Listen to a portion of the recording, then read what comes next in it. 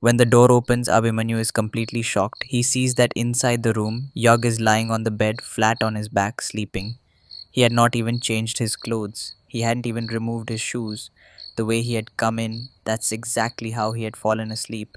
Even though the temperature was 10 degrees, Abhimanyu started sweating. Slowly wiping the sweat off his forehead, he says, "This means the Yakshini has been freed from her room, and right now, at this very moment, she is here inside this room, near Yug." Abhimanyu still could not believe his eyes that the Yakshini had escaped from her cage and was inside Yug's room. Gathering courage, Abhimanyu stepped forward. As soon as Abhimanyu placed his first step into Yug's room, the temperature dropped to -1. On the infrared thermometer, the green light began to glow. Because of the sudden cold environment, Abhimanyu's teeth started chattering. Frost began to settle on his chest. Abhimanyu started looking around and thinking, "What is happening? Is this just my illusion or reality?" He rubbed his eyes 2 or 3 times. He wondered if this was a dream, but everything was exactly the same as what he was seeing. Within moments, Yug's entire body got covered with frost. Shivering, Abhimanyu touched Yug's body. As soon as he touched it, a strange shiver ran through him. His body started heating up, and the very next moment, he collapsed on the floor with a thud. Abhimanyu fainted.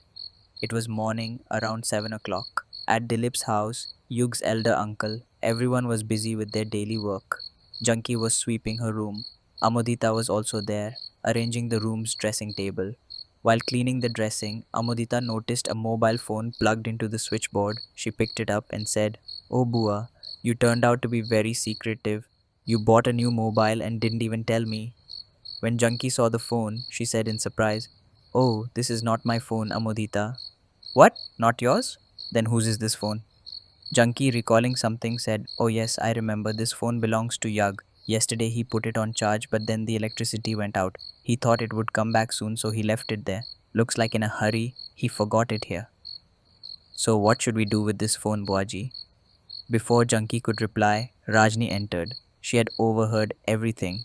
Rajni looked at Amodita with sharp eyes and said, "What to do? You must take this phone to Yug. That poor boy must be worried without his mobile. Nowadays, Children's Day starts only with their mobile, right?" Amodita understood why her mother wanted to send her to the graveyard mansion so she could bring Yug's hair and perform black magic on it. Junkie tried to stop her. "Rajni, why trouble Amodita?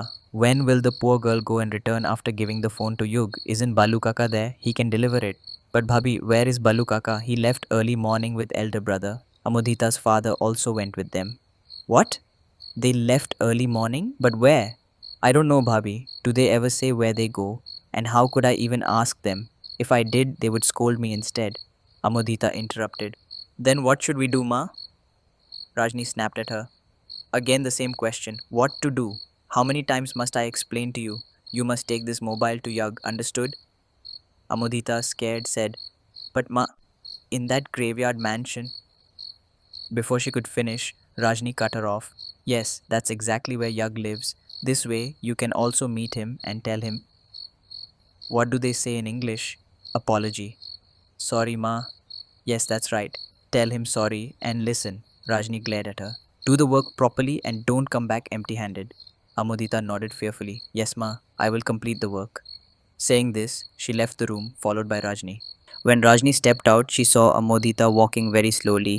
Rajni rushed to her, grabbed her shoulders, and shouted, "Useless girl, why are you walking so slowly? You have to go to Yug today itself and bring back his hair. If you keep walking like this, it will take you years to reach him."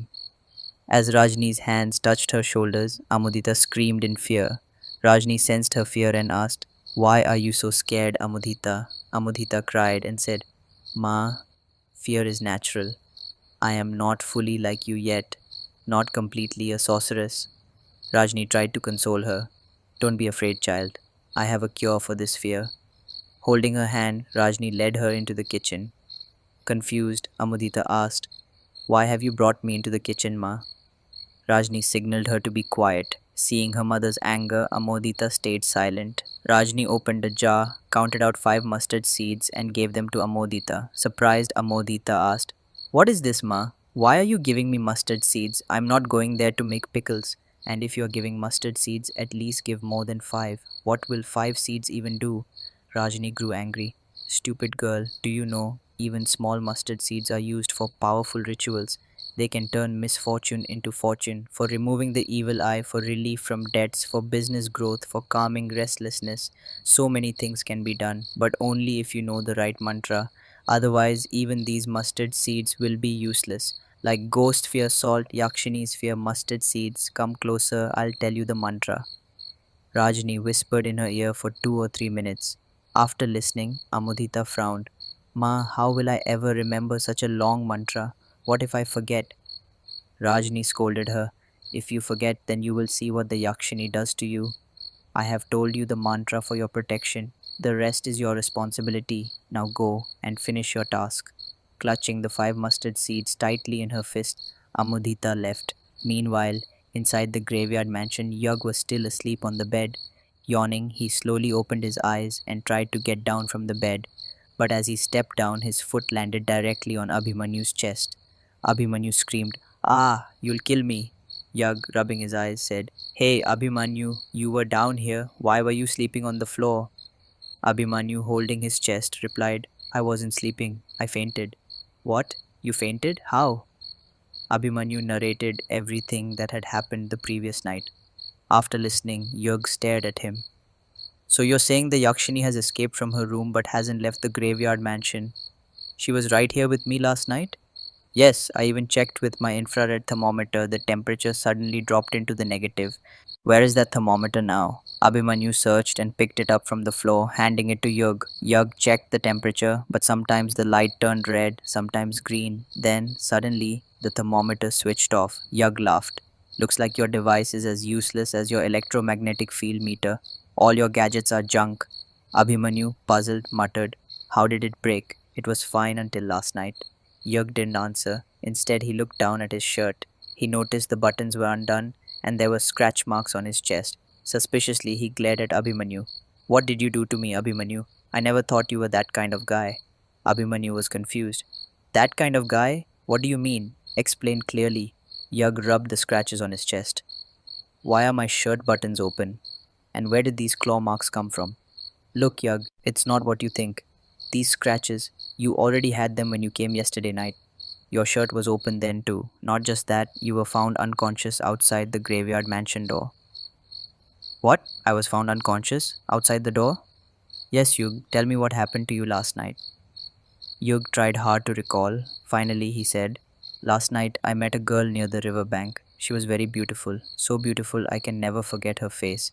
There was something magical about her. I felt drawn to her. She helped me cross the river. I gave her some money. And then, the fragrance of lotus flowers. Abhimanyu interrupted. Yes, even last night you were muttering about lotus flowers and a girl. Yug pressed his head, trying to remember more. She had a lotus flower tucked in her bun. She gave it to me, and when I smelled its fragrance, I don't remember what happened after that. I don't even remember talking to you last night. Hearing this, Abhimanyu was stunned. He whispered, What?